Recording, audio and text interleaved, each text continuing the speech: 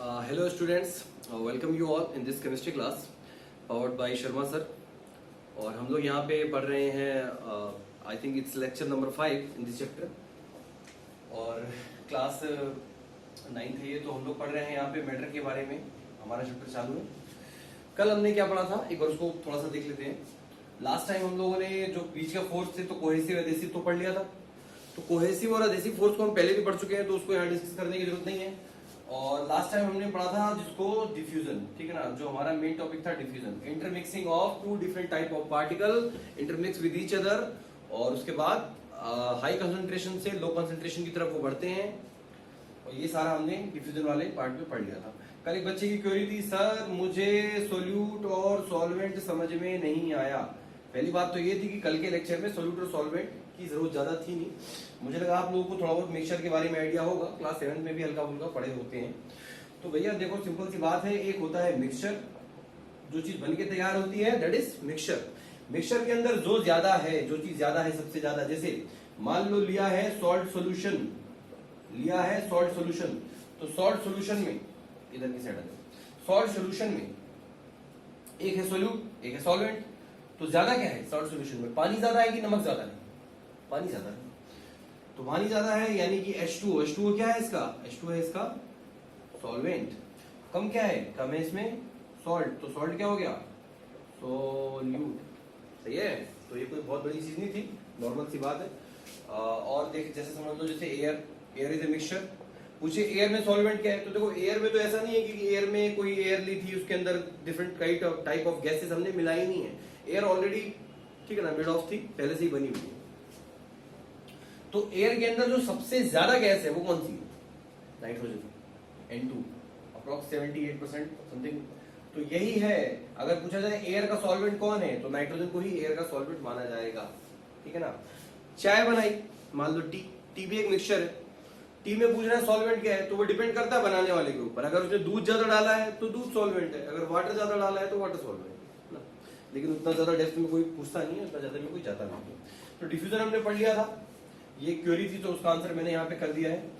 कि बस इतना याद रखना कि जो भी, और ज्यादा सिंपल भाषा में समझना है ना, तो एक बात समझो, जो जिसके अंदर कोई चीज डिसॉल्व की जाती है, जैसे वाटर के अंदर डिसॉल्व किया है, ठीक है ना, वाटर के अंदर सॉल्ट को डिसॉल्व किया है, सॉल्ट के अंदर वाटर को डिसॉल्व नहीं किया है।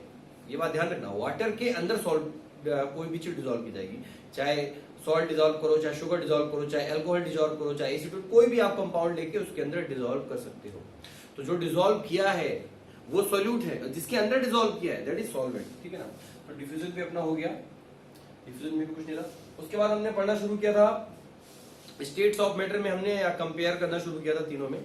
तो इसमें हमने एक टेबल बनाई थी, हम उसी टेबल को आज कंप्लीट करेंगे। हम वहीं से शुरुआत करते हैं, ठीक है ना। तो पहला था दैट इज प्रॉपर्टीज। प्रॉपर्टीज के बाद हमने लिखा था यहाँ पे, पहला था हमारा सॉलिड, उसके बाद लिक्विड एंड देन गैस। ये तीन प्रॉपर्टीज हमारे पास थी, मतलब तीन को देखना,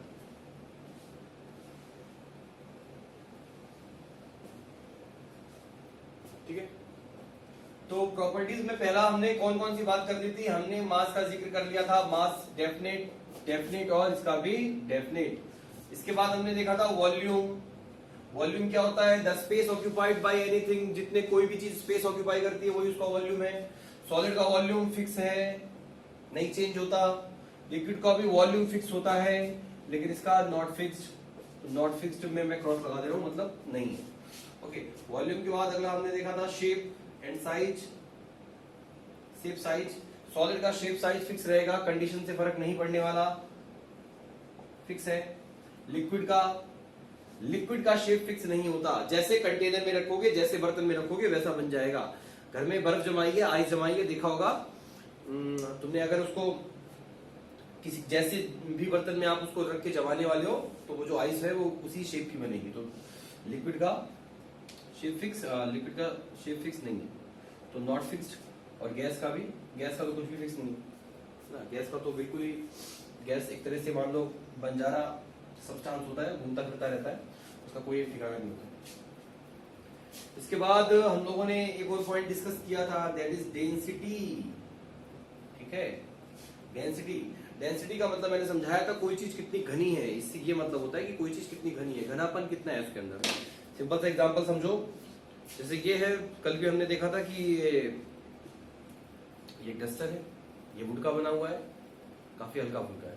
अगर इतना ही बड़ा डस्टर, इतने ही साइज का, इतना ही वॉल्यूम सेम कर दे, साइज मैं बोल रहा हूं अगर इतना साइज, तो यानी कि मैं वॉल्यूम सेम करना चाह रहा हूं। अगर सेम वॉल्यूम का एक डस्टर बनाया जाए आयरन का या फिर कॉपर का या फिर गोल्ड का, सिल्वर का, किसी का भी बना लो, तो वजन किस में ज्यादा होगा?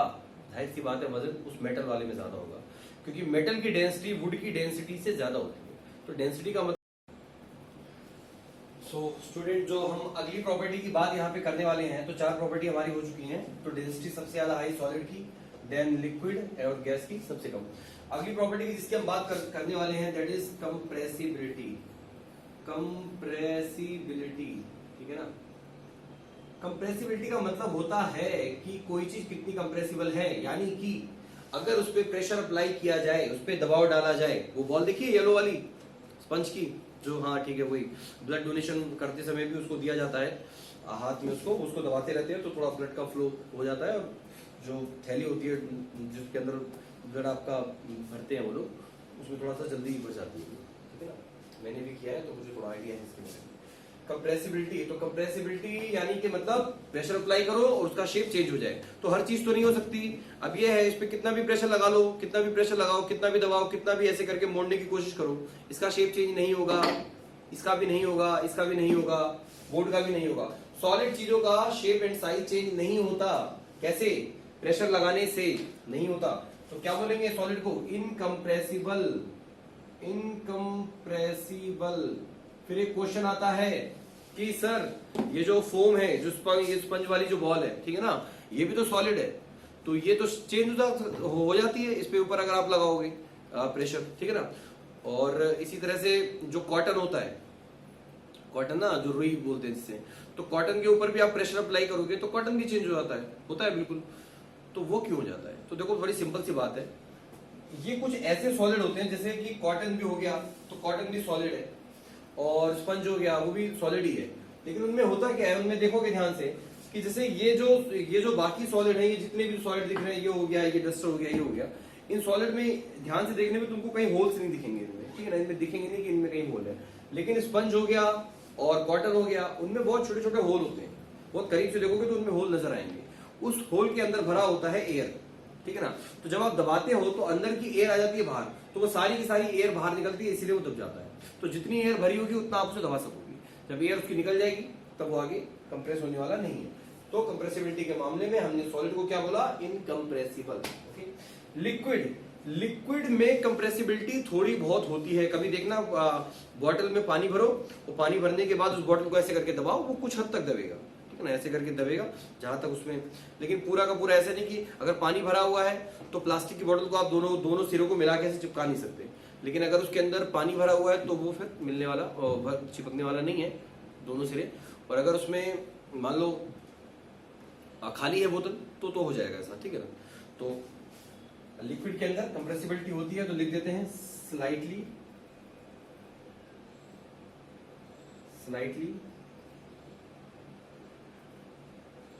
कंप्रेसिबल। गैस की कंप्रेसिबिलिटी बताओ क्या होती है? गैस कंप्रेसिबल होती है क्या? बहुत ज्यादा कंप्रेसिबल होती है।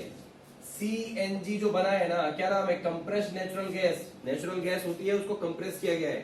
देखो किसी भी चीज की कंप्रेसिबिलिटी किस पे डिपेंड करती है? अब मान लो 3 सबस्टांस है, एक में पार्टिकल इतने दूर दूर, एक में पार्टिकल थोड़ा पास, और एक में पार्टिकल बहुत ज्यादा दूर दूर। तो जितना ज्यादा पार्टिकल उसके दूर हैं, उनको पास लाने के आसार उतने ज्यादा है। जो पहले से ही पास है उसको पास क्या करोगे, है ना।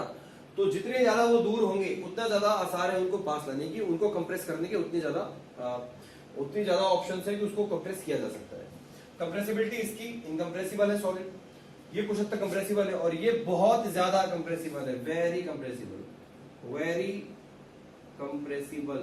और इसी कंप्रेसिबिलिटी की वजह से जो क्या बोलते हैं, जो गैस होती है आपके, जो गैस को अगर कंप्रेस किया जाएगा यानी कि प्रेशर अप्लाई किया जाएगा, तो गैस पे प्रेशर अप्लाई करने से gas convert into liquid, gas liquid में बदल जाती है, और वो लिक्विड में बदलने के बाद उसका बाकी आप उससे चाहे किसी कंटेनर में भरो, एलपीजी में भरो या किसी में भी भरो, तो एलपीजी भी जो होती है लिक्विफाइड पेट्रोलियम गैस, तो वो भी ऐसी कंप्रेस करके होती है। और ये गैस के अंदर प्रॉपर्टी होती है कि गैस सबसे ज्यादा कंप्रेस हो सकता है। Next is rigidity.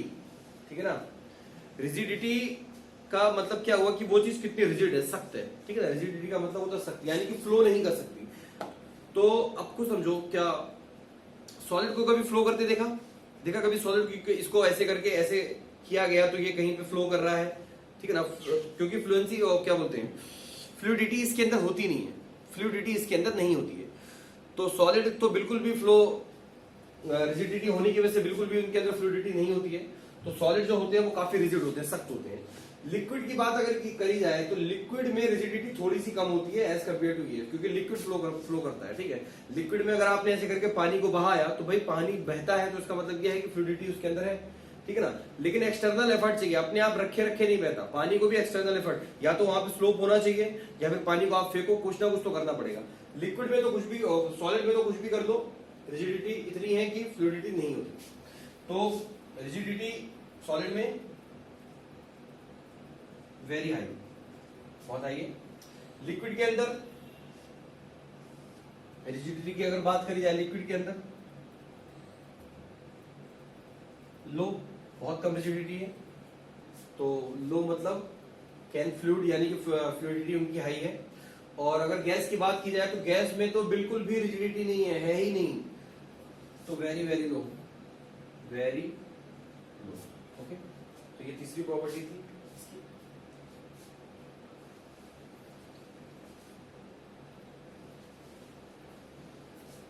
ठीक है, इसको बिठाते हैं, इतनी हम लोगों ने लिख लिए हैं।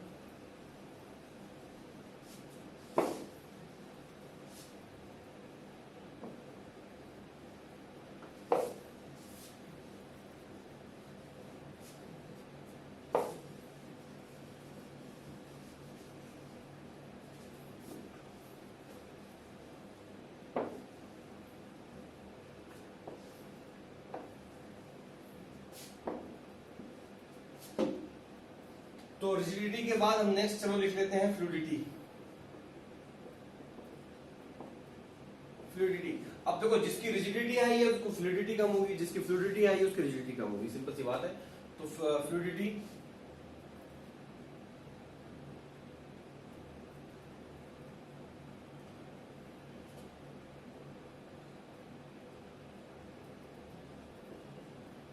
Not fluid.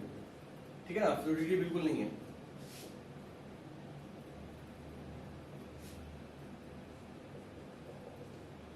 इसका क्या है, फ्लूइड, यानी कि फ्लो करते हैं। और इसका क्या है, गैस का वेरी फ्लूइड। फ्लूइड मतलब होता है बहना, ठीक है ना, बहाव होना किसी चीज। फ्लूइडिटी के बाद जो नेक्स्ट हम इसमें ले सकते हैं, दैट इज नेक्स्ट प्रॉपर्टी जो हम डिस्कस करेंगे यहाँ पे, इट इज डिफ्यूजन। हम लोग पढ़ चुके हैं डिफ्यूजन, ठीक है ना, डिफ्यूजन। तो डिफ्यूजन क्या है, कल हम लोगों ने पढ़ा अच्छे से, सबको पता है कि इंटरमिक्सिंग होती है कि कोई एक सब्सटेंस के पार्टिकल किसी दूसरे सब्सटेंस के पार्टिकल से जाके मिल जाते हैं। तो डिफ्यूजन सॉलिड में तो होता ही नहीं है, कल भी पढ़ा था हम लोगों ने, उसको ऑर्डर पे लिखा था कि सॉलिड में सबसे कम, लिक्विड में उसके बाद और गैस में सबसे ज्यादा। तो डिफ्यूजन की बात की जाए तो सॉलिड में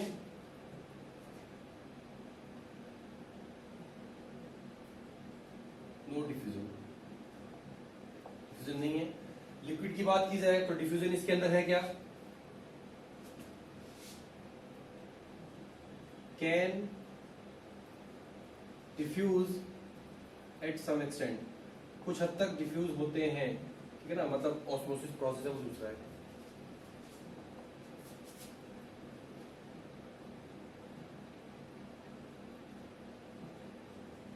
गैस कैन इजिली डिफ्यूज्ड, ठीक है ना, gas can easily diffuse, gas में डिफ्यूजन सबसे ज्यादा है।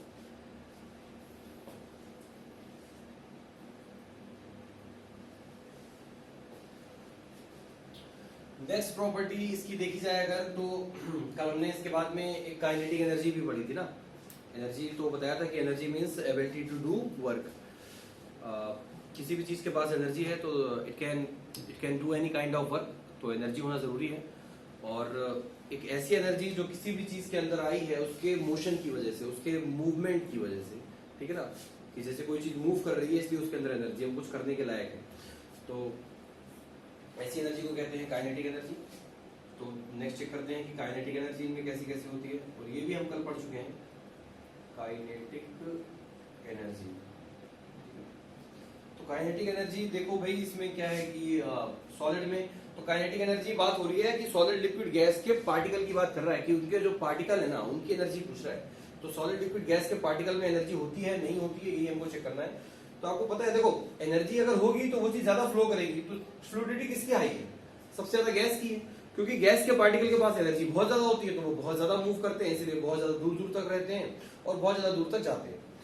तो काइनेटिक एनर्जी सॉलिड के पार्टिकल की वेरी लो, बहुत कम होती है। सॉलिड के पार्टिकल की काइनेटिक एनर्जी वेरी लो, बहुत कम होती है। किस वजह से? इस वजह से ऐसा इसलिए होता है क्योंकि उनके पास एनर्जी होती ही नहीं है, क्योंकि पार्टिकल मूव नहीं कर रहे होते हैं और वो अपनी, उनके पास स्पेस नहीं होता। जनरली क्या होता है कि सॉलिड, जैसे मान लो ये सॉलिड है तो इसके पार्टिकल इतने ज्यादा पास होते हैं, इतने क्लोजली पैक्ड होते हैं, काफी ज्यादा पास पास होते हैं कि उनको मूवमेंट ही नहीं मिलता। मूव करने के लिए भाई थोड़ा स्पेस तो चाहिए, तो जगह तो चाहिए, जब जगह ही नहीं है तो फिर क्या करोगे? तो इसलिए इसको भी यहाँ पे इस तरह से बंद कर, ठीक है। ब्रेक हुआ था एक बार बीच में अपने आप ही। तो काइनेटिक एनर्जी इसकी लो है। और अगर बात की जाए लिक्विड की, तो लिक्विड के पार्टिकल की एनर्जी मोर देन सॉलिड, तो इसमें लिख दे रहे हैं मोर देन सॉलिड। इसकी काइनेटिक एनर्जी सॉलिड से थोड़ी सी ज्यादा होती है। और गैस की बात की जाए तो वेरी हाई, गैस के पार्टिकल की काइनेटिक एनर्जी सबसे ज्यादा होती है, इसीलिए उनका मूवमेंट भी सबसे ज्यादा होता है, क्योंकि उनमें आपस में स्पेस भी बहुत ज्यादा होता है। ओके, नेक्स्ट देखो, नेक्स्ट पॉइंट क्या है? नेक्स्ट पॉइंट हमारा है जो हम ले रहे हैं इसमें, that is packaging of molecules. ठीक है ना, ये सबको पता है, सबने पढ़ रखा है।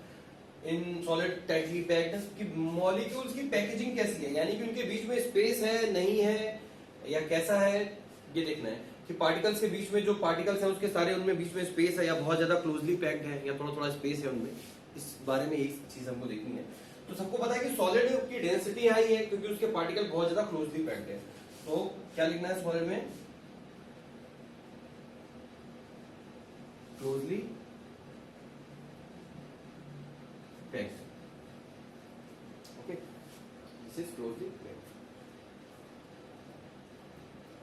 और लिक्विड की बात की जाए तो लिक्विड के पार्टिकल में सॉलिड के मुकाबले थोड़ा सा लूजली पैक्ड होता है, उनमें थोड़ा स्पेस होता है और उसी स्पेस की वजह से वो अपना शेप और साइज भी चेंज कर ले जाते हैं। तो क्या लिखना है इसमें? लिक्विड में लूजली पैक्ड, ठीक है। तो अब बात की जाए गैस की, तो ये हो गया सॉलिड क्लोजली पैक्ड। और गैस की अगर बात की जाए तो गैस के पार्टिकल बहुत ज्यादा लूजली पैक्ड होते हैं, बहुत ज्यादा दूर दूर होते हैं, ठीक है ना। तो वेरी लूजली पैक्ड, बहुत ज्यादा लूजली पैक्ड है, इसलिए उनमें स्पेस बहुत ज्यादा है, बहुत ज्यादा दूर तक गैस के पार्टिकल भ्रमण कर सकते हैं।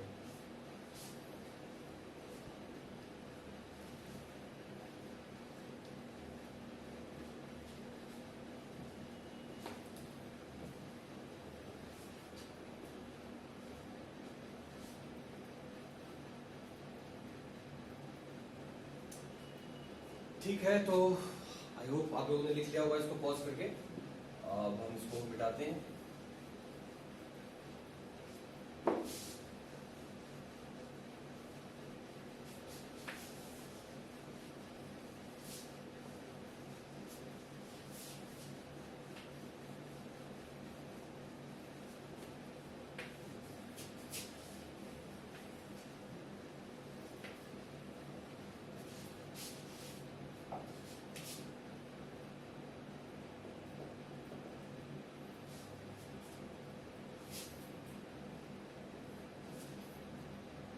नेक्स्ट प्रॉपर्टी जो अपनी है इसमें हम पढ़ने वाले हैं, अगली प्रॉपर्टी में आपस में जो कंपेयर करने के लिए, दैट इज इंटरमॉलिक्यूलर स्पेस।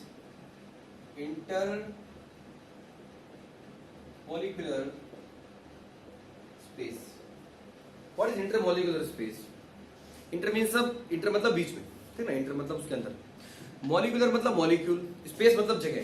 कि एक सब्सटेंस के, मान लो ये जो भी चीज है, मान लो ऐसी कोई चीज है, तो इसके अंदर मॉलिक्यूल है, तो छोटे छोटे मॉलिक्यूल है, तो पूछ रहा है इंटरमॉलिक्यूलर स्पेस, यानी आपस में अंदर में मॉलिक्यूलर के बीच में, मॉलिक्यूल के बीच में कितना स्पेस है, इनके बीच में कितना स्पेस है, ज्यादा है, कम है, ज्यादा है, जो भी है वही पूछ रहा है। तो देखो सारी बातें एक दूसरे को रिलेट करती हैं। इंटरमॉलिक्यूलर स्पेस, भाई सॉलिड इतना हार्ड है, कितनी बार बात हो चुकी है, सॉलिड बहुत हार्ड है। तो बहुत हार्ड क्यों है? क्योंकि उसके जो बीच में जो उसके पार्टिकल है वो क्लोजली पैक्ड है। अब क्लोजली पैक्ड है यानी बहुत पास पास में, पास में है, यानी कि उनके बीच में स्पेस नहीं है।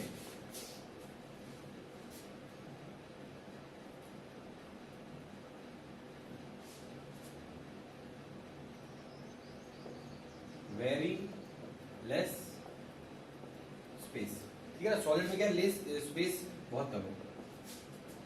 यहां पे क्या है, more space than solid, solid से तो ज्यादा, ठीक है ना। इंटरमॉलिक्यूलर स्पेस बहुत ज्यादा है, इसमें बहुत कम है, इसमें थोड़ा सा ज्यादा है। मैं बताया ना, लिक्विड की प्रॉपर्टी इससे कम, इससे ज्यादा इसी तरह से निकलेगी, इसके बीच की निकलेगी। लिक्विड की सारी प्रॉपर्टी इंटरमीडिएट होंगी सॉलिड और गैस की। तो मोर स्पेस देन सॉलिड, और गैस में क्या है, वेरी मच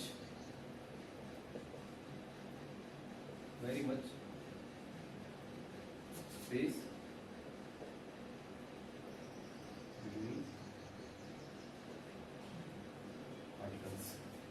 पार्टिकल्स के बीच में बहुत ही ज्यादा स्पेस है।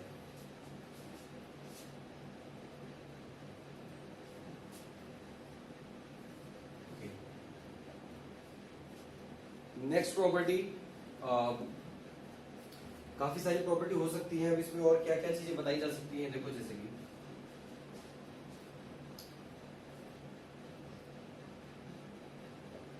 मेल्टिंग एंड बॉइलिंग पॉइंट, ठीक है ना। मेल्टिंग और बॉइलिंग पॉइंट देखते हैं, तो ये तो इसमें तो कोई टेंशन वाली बात ही नहीं है। पहले एक बात समझो, देखो मेल्टिंग, कोई भी चीज पहले मेल्ट होगी, कोई भी चीज है तो पहले मेल्ट होती है, मेल्ट होने के बाद बॉयल होना शुरू होता है। अगर आइस है, मान लो घर में आइस रखी हुई है और आइस को आप बॉयल करना चाहते हो, तो आइस को आप निकालोगे, तो आइस को रखोगे, जब मान लो बर्तन में रखा और गैस के ऊपर अगर रखा बॉयल करने के लिए, तो पहले वो सारी की सारी आइस पहले मेल्ट होगी, मेल्ट होगी, पहले वो लिक्विड बनेगी, लिक्विड के बाद में जब टेम्परेचर 100 डिग्री तक जाएगा तब जाके वो बॉयल होना शुरू होगा, ठीक है ना। तो जनरली कोई भी चीज पहले मेल्ट होती है और बाद में बॉयल होती है, तो पहले तो ये समझना चाहिए। फिर उसके बाद क्या है, melting point, boiling point. Melting point आगे पढ़ोगे, ये दोनों आगे डिस्कस किया है इनके बारे में। मेल्टिंग पॉइंट वो होता है जिस टेम्परेचर पे कोई भी चीज मेल्ट हो जाती है, लिक्विड फॉर्म में चेंज हो जाती है, सॉलिड से लिक्विड बन जाती है। बॉइलिंग का मतलब कोई भी चीज लिक्विड से बाद में क्या बन जाती है, गैस बन जाती है। तो सॉलिड और इसका मेल्टिंग पॉइंट, तो देखो सॉलिड वाली चीज तो ऑलरेडी सॉलिड है, समझे बात को। ऑलरेडी जैसे रूम टेम्परेचर पे है, तो रूम टेम्परेचर पे जैसे ये प्लास्टिक है, तो प्लास्टिक रूम टेम्परेचर पे सॉलिड है। अब इसको 506 है 700 डिग्री सेल्सियस तक इसको गर्म करोगे तो जाके मान लो ये मेल्ट हो जाएगा। मेल्ट तो वैसे जल्दी हो जाएगा, 200 डिग्री के अराउंड ही पे भी ये मेल्ट हो जाएंगे, जल्दी मेल्ट हो जाएंगे। इसको मेल्ट अगर आप कर दोगे, तो मेल्ट करने के बाद सॉलिड से पहले क्या बनेगा, मेल्ट। अगर और भी हीट देते रहे, गर्म करते रहे तो बाद में बॉयल भी हो जाएगा। तो सॉलिड का जो मेल्टिंग पॉइंट है और बॉइलिंग पॉइंट है, कैसा होता है, वेरी हाई, ठीक है ना, वेरी हाई। जैसे कि आयरन हो गया और गोल्ड हो गया, जितने भी जो मेटल हैं ये सारे के सारे सॉलिड होते हैं, और किसी भी सॉलिड चीज को मेल्ट करने के लिए काफी टेम्परेचर देना पड़ता है, ठीक है ना। तो सॉलिड के जो मेल्टिंग और बॉइलिंग, मेल्टिंग पॉइंट भी बहुत हाई है और बॉइलिंग पॉइंट तो बहुत ही हाई है, क्योंकि पहले तो मेल्ट होगी ना, बॉयल तो होने की बात बाद में होगी, पहले तो कोई चीज मेल्ट ही हो जाए, तो ये बहुत हाई है। अगला देखते हैं, अगला है लिक्विड। लिक्विड के बारे में, लिक्विड का क्या है कि लिक्विड जैसे मेल्टिंग पॉइंट की तो बात ही नहीं करना, जैसे जो चीज ऑलरेडी लिक्विड है, मैं बोल रहा हूं कि वाटर का मेल्टिंग पॉइंट क्या है, तो ये कोई बात नहीं, वाटर मतलब ऑलरेडी वाटर है, वो पहले से ही मेल्ट तो है ना। तो लिक्विड के केस में क्या है कि मेल्टिंग वाली बात हम नहीं करते, बॉइलिंग पॉइंट की बात हो रही है। तो लिक्विड का मेल्टिंग पॉइंट ले लो या बॉइलिंग पॉइंट ले लो, वो सॉलिड से तो कम ही होगा। तो लिख लो इसमें less than solid, but solid से तो कम होगा, लेकिन ज्यादा किससे होगा? गैस से, क्योंकि इसकी प्रॉपर्टी इसकी इंटरमीडिएट ही है। Less than solid but more than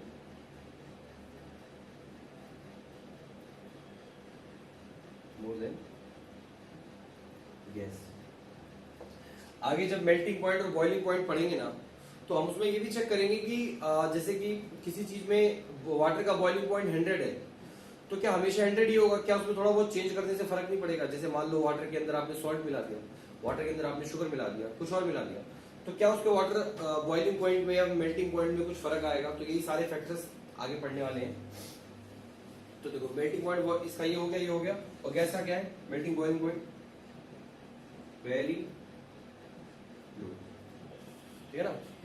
क्योंकि गैस, अगर मैं बोल रहा हूं ऑक्सीजन गैस का बॉइलिंग पॉइंट बताओ, तो ऑक्सीजन गैस ऑलरेडी बॉइल है। ऑक्सीजन गैस का -186 होता है, -186 पे गैस बन जाती है। सोचो -186 माइनस में, ठीक है ना? और यहाँ पे तो टेम्परेचर 25-30 डिग्री तो हमेशा होता है, तो उस टेम्परेचर पे तो ये हमेशा हमको गैस के फॉर्म में ही मिलेगा ना। अगर -186 से और नीचे लेके जाओ, अगर आपने मान लो ले गए इसको -187 तक ले गए, तो जाके ये लिक्विड के फॉर्म में आ जाएगी। और ऑक्सीजन जब लिक्विड के फॉर्म में आती है तो ब्लू कलर की गैस होती है।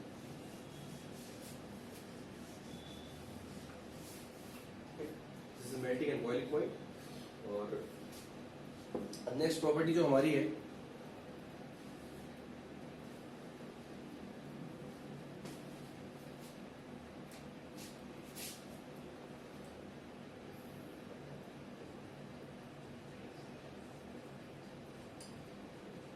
फ्री सरफेस, ठीक है ना?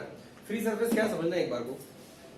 फ्री सरफेस का मतलब होता है कि एक डेफिनेट सरफेस, ठीक है ना? एक सरफेस है, उसका किसी भी तरफ से एक सरफेस है जो डेफिनेट है, और वो हमको दिखता है, और वो, ठीक है ना, वो एक सरफेस पर्टिकुलर है, वो किसी भी कंडीशन की वजह से चेंज नहीं होना चाहिए। समझे? जैसे अगर मैं बात करूं, एग्जांपल से ही समझोगे इसको, जैसे सॉलिड, तो सॉलिड के पास फ्री सरफेस होते हैं। देखो ये एक सरफेस है, एक सरफेस इधर की साइड है, एक सरफेस इधर हो गया, एक इधर है, और एक सरफेस इधर पीछे है, एक नीचे भी है, तो काफी सारे सरफेस है। अब आप इसके एक कोने को काट दोगे तो एक सरफेस उसमें और भी निकल जाएगी। तो सॉलिड के सरफेस बहुत सारे होते हैं, और काफी सारे सरफेस, एक भी हो सकता है, दो भी हो सकता है, कितने सारे भी सरफेस हो सकते हैं। अगर बात की जाए लिक्विड की, अब लिक्विड की बात समझो। लिक्विड में क्या है कि लिक्विड में सिर्फ एक ही फ्री सरफेस होता है, जो उसका ऊपर का होता है। जैसे किसी भी चीज में लिक्विड पड़ा हुआ है, पानी मान लो बह भी रहा है, तो वो जो ऊपर की सतह है वही है लिक्विड। ऐसा जैसे ये है, अब इसको यहाँ पे रख दिया, तो ये इसका इधर की साइड में यहाँ एक सरफेस है, ठीक है ना? यहाँ पे दिख रहा है इसके काफी सारे सरफेस। लिक्विड का जो बस ऊपर का सरफेस है, बस वही एक सरफेस है, बाकी इधर उधर के कोई भी सरफेस नहीं है। क्योंकि लिक्विड फ्लूइड होता है, तो वो किसी भी सरफेस पर रुकने वाला नहीं है। अगर उसको वहां पे कोई एक्सटर्नल अगर कोई प्रॉब्लम नहीं है, तो वो वहां से फ्लो कर जाएगा, बह जाएगा पानी, ठीक? तो ये तो हो गई इसके बाद। तो फ्री सरफेस में एनी नंबर ऑफ, यानी कि इसमें कितने भी हो सकते हैं। लिक्विड का क्या है कि लिक्विड में फ्री सरफेस एक होता है, कौन सा? जो टॉप का सरफेस होता है। गैस की बात की जाए तो गैस में तो कोई भी सरफेस फ्री नहीं है, क्योंकि गैस का तो कोई सरफेस ही नहीं है। गैस तो जब उड़ती है तो उड़ते उड़ते उड़ते उड़ते उसका कोई सरफेस नहीं होता, कोई वॉल्यूम नहीं होता, कोई शेप नहीं होता, कुछ भी उसमें फिक्स नहीं है, ठीक है ना? तो इसलिए फ्री सरफेस देखा जाए तो सॉलिड का क्या हो सकता है? Any number of free surface, कितने भी हो सकते हैं, कितने भी हो सकते हैं। लिक्विड, लिक्विड में कितना है? ओनली वन फ्री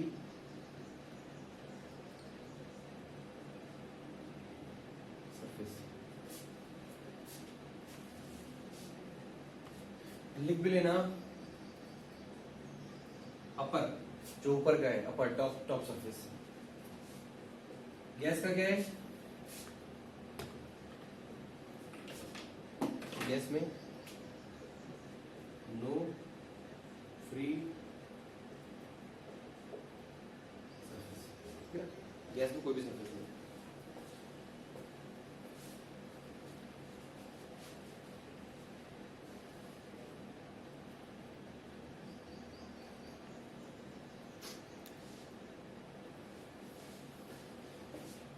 ठीक है, तो ये भी प्रॉपर्टी हो गई। रब करता हूं मैं इनको भी।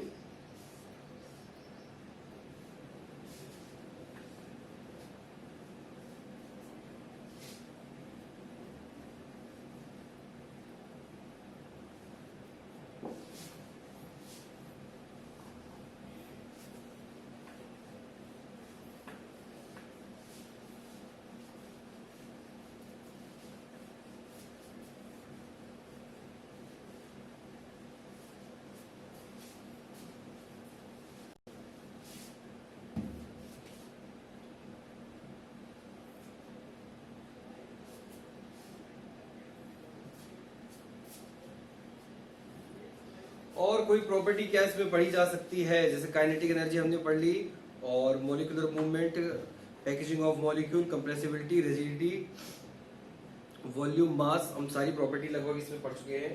मेल्टिंग पॉइंट, बॉइलिंग पॉइंट भी हमने पढ़ लिया है। और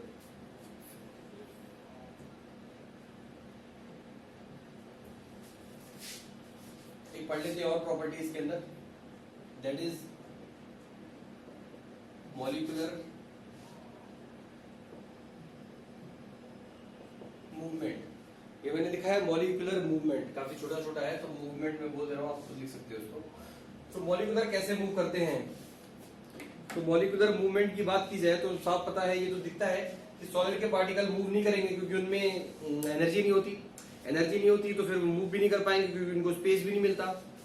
तो molecular movement very low. Liquid का क्या है, more than solid but less than gas. Very high movement of molecules, इसके मॉलिक्यूल्स का मूवमेंट बहुत ज्यादा होता है। तो ये पॉइंट भी लिख सकते हो।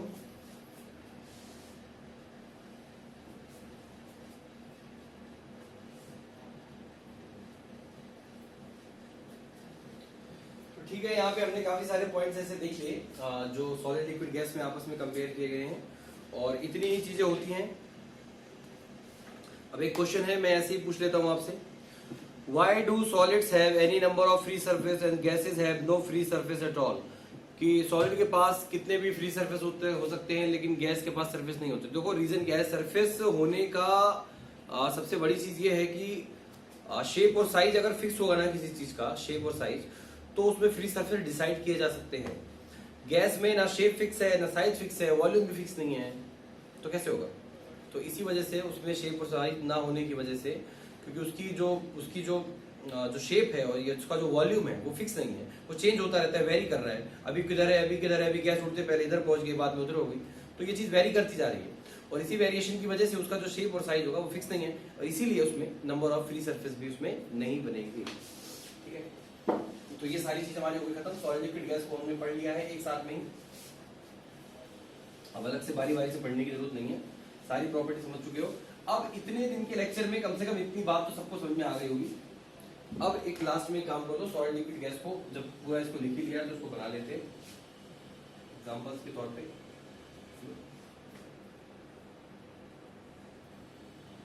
इनके पार्टिकल्स को एक बार दिखा दो बना के।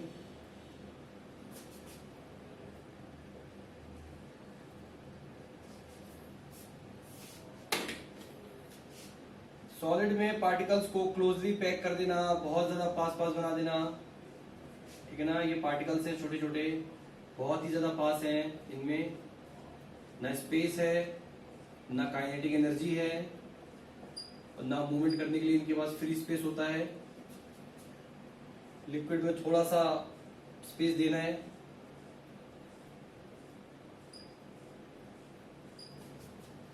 गैस में तो बहुत ज्यादा स्पेस होगा, गिरे चुने इक्का दुक्का ही पार्टिकल होंगे, ठीक है ना। इस तरह से बना सकते हैं। सॉलिड है, लिक्विड है, ठीक है।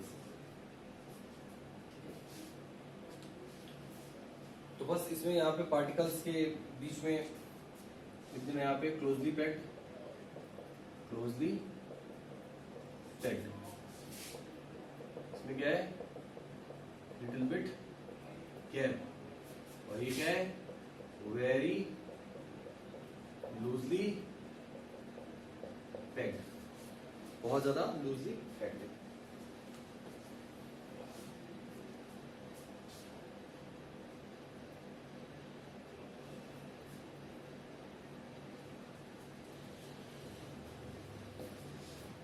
ठीक है, तो रब करते हैं इसको भी। सॉलिड लिक्विड गैस हमारा तीनों खत्म हो चुका है और अच्छे से हमने सारी प्रॉपर्टीज को कंपेयर भी कर लिया है।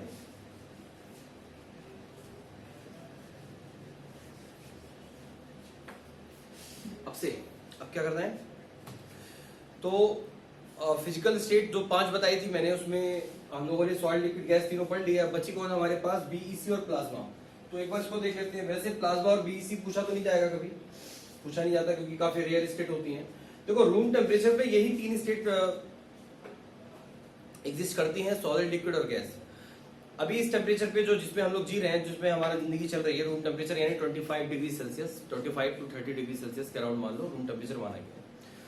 तो इस टेम्परेचर पे सॉलिड भी चीजें हैं, लिक्विड भी है और गैस भी मिल रहा है। तो इसीलिए हम लोग यही तीनों को पढ़ते हैं क्योंकि हमारे लिए यही 3 पॉसिबल है इनको पढ़ना। बाकी प्लाज्मा और बीईसी, प्लाज्मा के लिए बहुत ज्यादा हाई एनर्जी चाहिए, बहुत ज्यादा हाई टेम्परेचर पे होगा। बीईसी बोस आइंस्टाइन कंडेंसेट के साथ क्या है कि वो बहुत लो एनर्जी चाहिए, एक दूसरे के जस्ट अपोजिट है। एक में एनर्जी की पार्टिकल की एनर्जी बहुत हाई है, प्लाज्मा में एनर्जी बहुत हाई है और बीईसी में एनर्जी बहुत कम है। चलो नेक्स्ट स्टेट लिख लेते हैं, प्लाज्मा।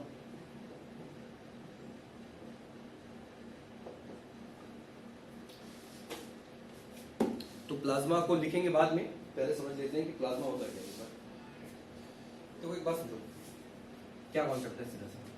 प्लाज्मा एक तरह से कह सकते हो, मतलब एक तरह की मान के चलो कि गैसियस स्टेट ही होती है, गैस जैसी ही होती है, ठीक है ना। गैस नहीं है, गैस जैसी ही होती है। लेकिन थोड़ा सा क्या है कि पार्टिकल्स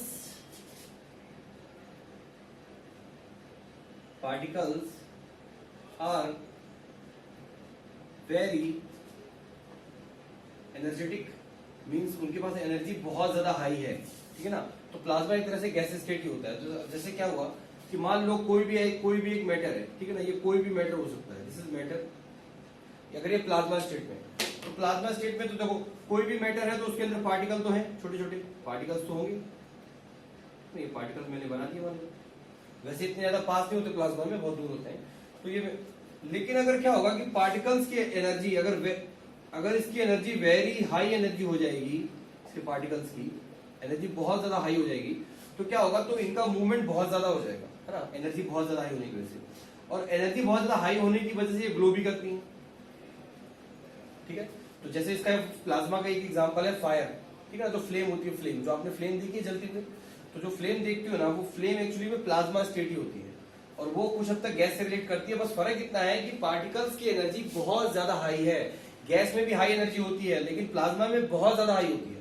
इतनी ज्यादा हाई होती है उस एनर्जी को, ये समझ लो कि, अब देखो समझना इस बात को, अगर मान लो एक एटम है, ठीक है ना, मान लो एक एटम है छोटा सा, ठीक है, तुमने उसको बहुत सारी एनर्जी दे दी, मान लो इस तरह से हम उसको एनर्जी दे रहे हैं, ये एनर्जी सारी एनर्जी जा रही है इसके पास। एनर्जी होने की वजह से ये आयोनाइज हो जाएगा, आयोनाइज्ड हो जाएगा, क्या हो जाएगा, आयोनाइज्ड। अब आयोनाइज्ड क्या होता है, पढ़ा होगा आयोनाइज्ड। आयोनाइज्ड की मीनिंग क्या होती है, आयोनाइज्ड मतलब उसके ऊपर क्या आ जाएगा, चार्ज आ जाएगा। कैसा भी आ सकता है, पॉजिटिव भी आ सकता है, नेगेटिव भी आ सकता है। तो प्लाज्मा स्टेट सिंपल सी भाषा में समझो क्या होता है। प्लाज्मा स्टेट ये भी एक स्टेट्स ऑफ मैटर है, it's a fourth state of matter, जिसमें पार्टिकल्स की एनर्जी बहुत ज्यादा हाई होती है और वो आयोनाइज हो जाते हैं बहुत ज्यादा हाई एनर्जी होने की वजह से, और that's why they start glowing, और उनमें थोड़ा सा ग्लो भी होने लग जाता है। और इसका एग्जांपल क्या है, फ्लेम इसका एग्जांपल है काफी बेहतर, और जो शाइनिंग स्टार होते हैं वो भी इसका एग्जांपल है। और इसके अलावा और क्या एग्जांपल इसके हो सकते हैं, जैसे कि सन भी एग्जांपल है। सुन एक बात, प्लाज्मा स्टेट क्या है कि अर्थ में तो रेयर है, ठीक है ना, अर्थ में तो जनरली देखने को नहीं मिलती। अगर यहाँ पे बात की जाए तो प्लाज्मा स्टेट में क्या है, आपको फ्लेम जलानी पड़ेगी, अपने आप तो नहीं मिल रहा ना कि कहीं पे ऐसे दिख रहा है प्लाज्मा स्टेट में कोई चीज। सॉलिड चीजें दिख रही हैं, लिक्विड दिख रहा है, गैस दिख नहीं रही है, लेकिन पता है गैस है तो कम से कम फील तो करते हैं ना। प्लाज्मा का क्या है, प्लाज्मा बहुत रेयर स्टेट है अर्थ पे, लेकिन यूनिवर्स में, अर्थ की बात नहीं हो रही है, यूनिवर्स की बात हो रही है। पूरे यूनिवर्स में सबसे ज्यादा कॉमन स्टेट, सबसे ज्यादा पाई जाने वाली स्टेट प्लाज्मा है, ठीक है ना। ये क्वेश्चन पूछा गया है कि यूनिवर्स में सबसे ज्यादा कौन सी स्टेट्स में मैटर मिलते हैं, सॉलिड, लिक्विड, गैस, बीईसी या प्लाज्मा। आंसर है प्लाज्मा सबसे ज्यादा, ठीक। तो ये होते हैं प्लाज्मा, यानी कि पार्टिकल जो होते हैं उनकी एनर्जी बहुत हाई होती है। सिंपल सी बात ये समझ लो, एनर्जी बहुत ज्यादा हाई होने की वजह से वो सुपर इलेक्ट्रिकली चार्ज हो जाते हैं और ग्लो करने लग जाते हैं। और हम देख लेते हैं एक बार इसमें क्या बोलते हैं, अकॉर्डिंग टू बुक क्या है इसमें। तो plasma is the fourth phase of matter separated from traditional solid liquid gas, जिसको सॉलिड लिक्विड गैस से अलग किया गया है। मैंने बताया कि प्लाज्मा गैसेस स्टेट जैसी ही होती है, लेकिन गैस नहीं बोल सकते क्योंकि काफी सारा नेचर प्लाज्मा का गैस से अलग होता है। फिर कह रहा है plasma was first identified by sir William crook, ठीक है, वह सर विलियम क्रूक भी एक साइंटिस्ट थे, उन्होंने सबसे पहले प्लाज्मा को ऑब्जर्व किया था। कंपोजिशन क्या है, plasma may be found by heating and ionize gas, gas को किसी गैस को हीट करो या गैस को आयोनाइज करो तो प्लाज्मा स्टेट फॉर्म हो जाती है। It is collection of charge particle, बिल्कुल बताया अभी मैंने कि चार्ज पार्टिकल ही होते हैं उसके अंदर, यानी कि उसके अंदर जो एटम थे, सिंपल सी बात समझो, जैसे मान लो ये कोई चीज है, अब इसको प्लाज्मा स्टेट में अगर है तो इसका मतलब क्या है कि इसके पास एनर्जी बहुत ज्यादा है, और एनर्जी बहुत ज्यादा होने की वजह से जो इसके एटम है वो इलेक्ट्रिकली चार्ज हो गए हैं, यानी कि उनके ऊपर चार्ज आ गया है, पॉजिटिव या नेगेटिव कोई सा भी। तो रिस्पॉन्ड क्या लिखा है, the respond strongly and collectively to electromagnetic field, electromagnetic field में रिएक्ट भी करते हैं जी,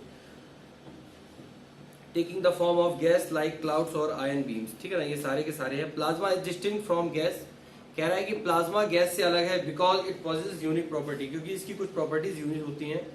अगला कह रहा है प्लाज्मा है neither a definite volume not definite shape, plasma का भी शेप और वॉल्यूम कुछ भी फिक्स नहीं होता, ठीक है ना, प्लाज्मा भी कुछ फिक्स नहीं होने वाला, क्योंकि प्लाज्मा एक हमने बोला है एक तरह से गैस ही होती है, तो गैस का ना वॉल्यूम फिक्स है ना मास फिक्स है, दोनों ही चीजें फिक्स नहीं है। अगला कह रहा है free electrical charges cause plasma to be electrically conductive, जो फ्री इलेक्ट्रिकल चार्जेस होते हैं प्लाज्मा में, मैंने बताया कि प्लाज्मा में बहुत ज्यादा एनर्जी होती है, एनर्जी होने की वजह से देखो सिंपल सी बात समझो, तुम लोग को ये चीज ऐसे समझ में ज्यादा आसानी से आएगी शायद।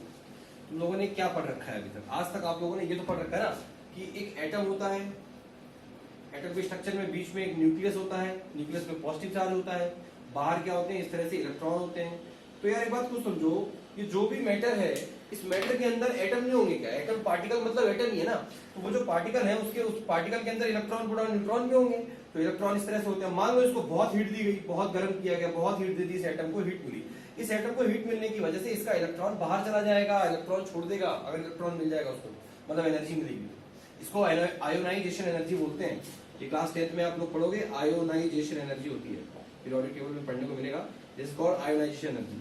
द अमाउंट ऑफ एनर्जी, जो किसी को कितनी एनर्जी दो कि वो अपना इलेक्ट्रॉन छोड़ दे उसमें से, तो उसी को बोलते हैं आयोनाइजेशन एनर्जी। तो ये इलेक्ट्रॉन आपने इसको एनर्जी दोगे तो इसका इलेक्ट्रॉन यहाँ से बाहर जाएगा, इलेक्ट्रॉन बाहर जाएगा तो इस पे कैसा चार्ज आएगा, पॉजिटिव चार्ज आएगा। लेकिन यहाँ पर इलेक्ट्रॉन निकलने के बाद ऐसा नहीं है कि इलेक्ट्रॉन जाके किसी को मिल जाएगा, इलेक्ट्रॉन यहाँ से निकला तो किसी के पास जा रहा है, किसी के पास नहीं जाएगा, वहीं पे रहेगा, ये पॉजिटिव रहेगा, इलेक्ट्रॉन इसके आजू बाजू इर्द गिर्द ही रहते हैं, ठीक है ना, कहीं जाते नहीं, वहां पे कोई दूसरा मेटल नहीं है, कोई दूसरा ऐसा एलिमेंट नहीं है जो उस इलेक्ट्रॉन को एक्सेप्ट करने के लिए बैठा हो, वो बस इलेक्ट्रॉन निकलेगा, क्योंकि वो बहुत ज्यादा हाई एनर्जी होने की वजह से इलेक्ट्रिकली चार्ज हो गए, ठीक। तो ये it was all about plasma. तो plasma is the fourth state of matter, जो कि होती है काफी पार्टिकल्स की एनर्जी बहुत ज्यादा हाई होती है। अब देखो सॉलिड लिक्विड गैस को समझने के बाद इसको समझना मुश्किल नहीं है, आप लोगों को पार्टिकल के बारे में पता चल चुका है, उनके बीच के स्पेस के बारे में पता है, काइनेटिक एनर्जी पता है, ये सारी चीजें पता है, अब इनको समझना आसान है। अदरवाइज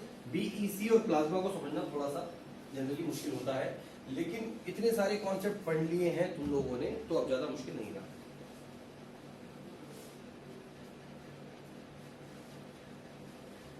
ठीक है, लास्ट में हम बीईसी को भी समझ लेते हैं, व्हाट इज बीईसी। पहले इसका नाम लिख देते हैं, इसका नाम है बोस आइंस्टीन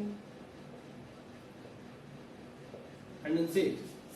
क्या होता है देखो समझो, एक है प्लाज्मा और एक है बीईसी। क्या हो रहा है कि प्लाज्मा में very high energy of particles, particles की एनर्जी बहुत ज्यादा हाई है। जनरली सबसे ज्यादा हाई किसकी मानी गई थी, गैस की, लेकिन प्लाज्मा में गैस से भी ज्यादा हाई एनर्जी है। बीईसी में वेरी लो एनर्जी, जस्ट उल्टा होता है, इसमें बहुत ज्यादा हाई है तो इसमें बहुत ज्यादा कम है, very low energy of particle. हम लोग सबसे कम एनर्जी किसके पार्टिकल की मानते हैं जनरली, सॉलिड की, लेकिन बीईसी में सॉलिड से भी कम। तो देखो बीईसी कैसे मिला था समझो, एक बार समझा देता हूं मैं, प्लाज्मा और बीईसी को कल लिख पाएंगे, हम लिखेंगे कल। एक मैटर है, मैटर के अंदर छोटे छोटे एटम है, एनर्जी रहेगी तो मूव करेंगे, एनर्जी नहीं रहेगी तो मूव नहीं करेंगे। थोड़ी बहुत एनर्जी सबके पास होती है, जो मूव नहीं कर सकता वो अपनी जगह पे ही झंझनाता रहेगा, वाइब्रेट तो करेगा ही करेगा। तो सबसे ज्यादा मान लो जैसे सॉलिड है, तो सॉलिड में एनर्जी नहीं थी तो सॉलिड के पार्टिकल मूव नहीं कर पाते, लिक्विड के थोड़े बहुत मूव करते हैं, गैस के बहुत ज्यादा करते हैं, और प्लाज्मा के तो बहुत ही ज्यादा करते हैं। तो पहली बात तो ये हो गई। दूसरा इसके अंदर एक चीज और भी ये समझने लायक है कि ये दोनों एक दूसरे के जस्ट ऑपोजिट क्यों हुए, क्योंकि प्लाज्मा में जो पार्टिकल की एनर्जी बहुत ज्यादा हाई है, बहुत ज्यादा हाई एनर्जी होने की वजह से मूव भी बहुत ज्यादा कर रहे हैं क्योंकि एनर्जी हाई है। बीईसी में एनर्जी बिल्कुल हाई नहीं है। देखो एक बात समझो, हमने जो 4 फंडामेंटल प्रॉपर्टी लिखी थी पार्टिकल की, उसमें एक हमने लिखा था कि पार्टिकल मूव करते रहते हैं, उनके बीच में स्पेस होता है, पार्टिकल मूव करते हैं। बीईसी बोस आइंस्टाइन कंडेंसेट में क्या होता है कि वो बहुत कम टेम्परेचर पे पॉसिबल है। पहली बात तो इसके लिए टेम्परेचर बहुत ज्यादा चाहिए। फ्लेम का तो देखा ना, फ्लेम को जलते हुए कितना हाई टेम्परेचर होता होगा प्लाज्मा में। बीईसी के लिए लगभग -273 डिग्री सेल्सियस, -273 डिग्री सेल्सियस पे जाके इसको ऑब्जर्व किया जाता है और इसको बोलते हैं एब्सोल्यूट जीरो।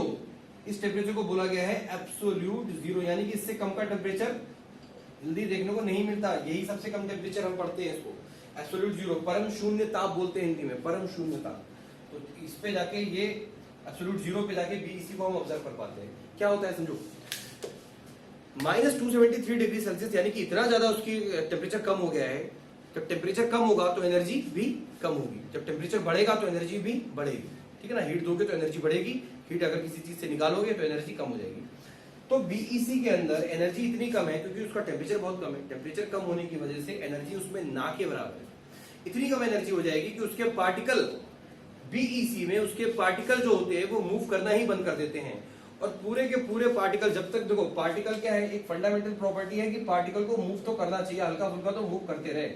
जब मूव करना ही बंद कर देंगे, इसीलिए हम इसको बीईसी को सुपर एटम भी बोलते हैं। सुपर एटम, क्वेश्चन आता है सुपर एटम क्यों बोलते हैं, तो एक बात समझना, kinetic energy of particles of BEC is very low. Kinetic energy बहुत कम है, इतनी लो होती है कि वो वहां पे मूव तो छोड़ो, वाइब्रेट करना भी बंद कर देते हैं।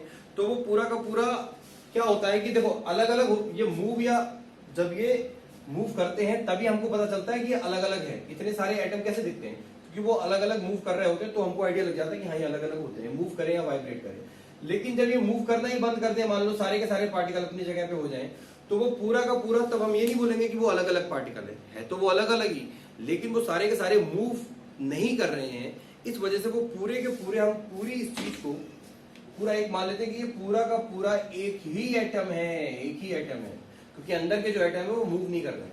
तो इसीलिए उसको बोला गया है सुपर एटम। और ये दोनों एक दूसरे के जस्ट अपोजिट होते हैं। प्लाज्मा बहुत ज्यादा हाई टेम्परेचर पे, बीईसी बहुत ज्यादा लो टेम्परेचर पे। सबसे पहले बीईसी को ऑब्जर्व किया था एक साइंटिस्ट है हमारे देश के, सत्येंद्र नाथ बोस, 1920 में उन्होंने ऑब्जर्व किया था। और उन्होंने अपना आर्टिकल लिख के दिया था आइंस्टीन को। आइंस्टीन को वो आर्टिकल काफी पसंद आया। आइंस्टीन बहुत बड़ा नाम था। सत्येंद्र नाथ बोस का नाम तो तुम लोगों में से ही किसी ने नहीं सुना होगा, 2-4 होंगे ऐसे जो नहीं सुना होगा, लेकिन आइंस्टीन को तो दुनिया जानती है। तो आइंस्टीन को उन्होंने दिया था, तो आइंस्टीन को वो पसंद आया। आइंस्टीन ने बाद में उसको पब्लिश कराया। फिर बाद में काफी सालों बाद, ये 1920 की बात है जब उन्होंने ऑब्जर्व किया था, लेकिन बीईसी को मान्यता कब प्राप्त हुई, 1995 के अराउंड, लगभग 1996। और आई थिंक जो उसमें साइंटिस्ट थे उनको 2003 में उनको नोबेल प्राइज मिला था, जिन साइंटिस्ट ने इसको खोजा था। तो सबसे पहले ऑब्जर्व किया था सत्येंद्र नाथ बोस ने, इसलिए उनके नाम पे है बोस। सत्येंद्र नाथ बी बना बोस, ई मतलब आइंस्टीन, और कंडेंसेट मतलब उन दोनों ने मिलकर जो एक फॉर्म बनाई, एक नई स्टेट्स ऑफ मैटर जो बनाया। ठीक है, हमने इन दोनों को समझ लिया है, दोनों में क्या बेसिक डिफरेंस है, इसको हम लिखेंगे कल। तो ये थी आज की क्लास, और कल शुरू करेंगे यहीं से। पढ़ते रहिए और पॉज करके इसको लिखते रहिए।